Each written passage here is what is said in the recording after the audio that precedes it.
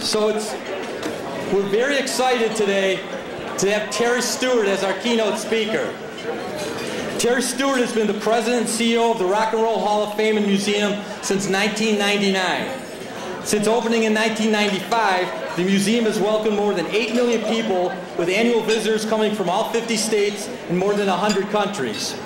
You can read a lot more about Terry, including the numerous music and nonprofit boards he serves on the webpage. Last year, Tony inducted Tony Pikotic into the Cleveland International Hall of Fame in a blending that could only really happen in Cleveland, the Polka King and the Rock and Roll Hall of Fame guy. He has graciously spent time with us to share his thoughts on Halls of Fame in general, and will be serving on the advisory board of the newly forming Cleveland International Hall of Fame nonprofit. More on this later.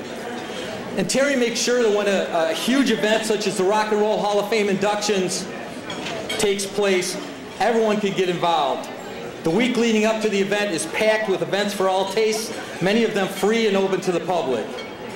He knows that the museum needs to be a living part of the community, not just a building. So he's teamed up with the Cleveland Public Library to offer free and legal music downloads.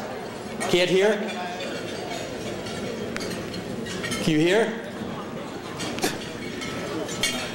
The city will soon be strewn with sidewalk markers of the Rock and Roll Hall of Famers that will be destinations for visitors and locals as well. I've already taken a few pictures. He's worked to open the museum's library and archives to the public at Tri-C Metro. They also host numerous civic and community events at the Rock Hall. For example, last Saturday, the plaza was packed after the Diversity Center's walk. In fact, I could go on and on.